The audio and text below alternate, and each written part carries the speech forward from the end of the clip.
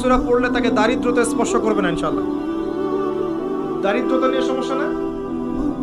দারিদ্রতা, অভাব লেগে আছে, এমন হয়? যদি এমন হয় আপনার জন্য সুসংবাদ, আপনার জন্য আমার মুখ দিয়ে আল্লাহ পাক এটা বের করালেন যে নিয়মিত সূরা ওয়াকিয়া পড়েন। কোন সূরা?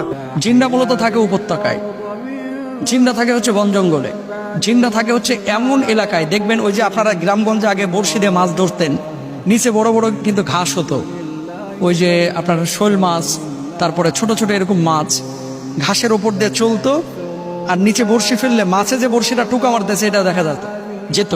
মানে খুব গভীর পানিও না, আবার খুব কম পানিও না, মাঝামাঝি লেভেলের পানি। এখানে ঘাস আছে এবং এখানে জঙ্গল আছে। এই ধরনের জলাশয়গুলো হচ্ছে জিনের আবাসস্থল, মানে আদর্শ আবাসস্থল।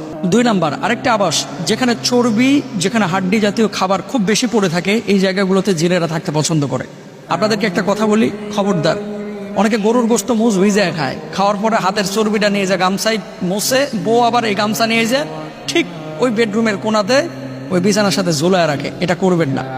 চর্বির গন্ধ জিনদের কাছে খুবই পছন্দের। এটা আমার কথা না, মুহাদ্দিসিনদের। কবর জিয়ারতের সঠিক পদ্ধতি হলো ভাই, কবরস্থানের পাশে চলে যাবেন, হাত কিচ্ছু বাধা লাগবে না, যেমনে আছেন এমনি দাঁড়ায়া সালাম পেশ করবেন কবরবাসীকে। কিভাবে সালাম পেশ করবেন?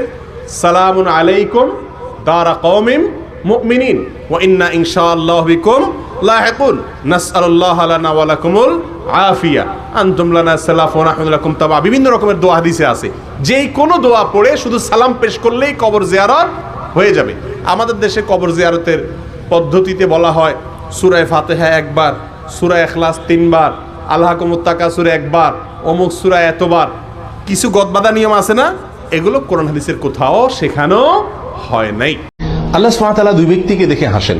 তাদের ভিতরে এক ব্যক্তি হলেন তিনি, যিনি প্রচন্ড শীতের রাতে আরামের বিছানা ছেড়ে দিয়ে শরীরে থাকা লেপ কম্বল ইত্যাদির উষ্ণতাকে উপেক্ষা করে ঝেড়ে ফেলে দিয়ে উঠে দাঁড়িয়ে যান এবং ওযু করে নামাজ শুরু করেন।